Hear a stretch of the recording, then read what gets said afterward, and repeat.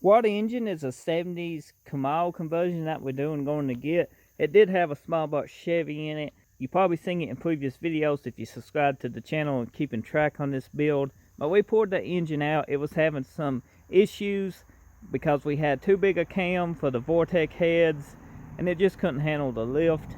So we pulled the engine out and decided to go with something better. Plus we had too big a stall inside of it and the car was hard to drive. Yeah, it was a bad setup, good running engine. It just was not what suited the car. Now this car, if you've been following this channel for a few years, used to have a LS in it. Yes, this car was LS swapped once before you can even see the computer mount. So it's going to get an LS again. You want to go check that LS out? I'll show it to you right now because I do got it on the engine stand. So the LS engine that's going into that second gen Camaro conversion we've been doing is this 5.3 from the junkyard that we cleaned up and painted. It looks extremely good. Got videos on painting your engines, guys. Check them out if you haven't. I even link one in the description, make it easier for you to find so you don't have to go through all my videos on my channel. But you can if you want to.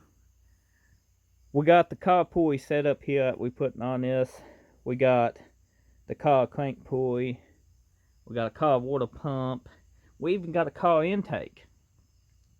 Now, I don't know if we're going to do the coil covers with the Corvette on them, but I think it'll look extremely good if we do.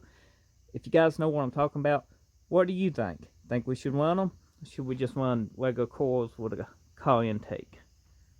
But yeah, that's the motor. Looks extremely good on both sides. That's the motor mounts we're going to run, since we are not using AC in this car. That's pretty much the engine that we're going to put in this Camaro. It's just going to be a stock, no cam, nothing fancy, just a car intake, you know, a stock tune on it, a stock converter into the 350 turbo. Should be a good daily driver, and should make this 70 Camaro conversion stand out even more. What do you guys think?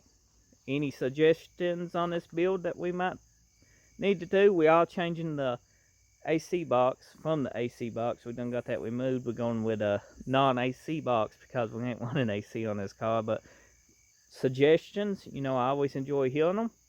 And if you're new, get subscribed, leave a comment, and I appreciate you watching this video. Hope you enjoyed the update.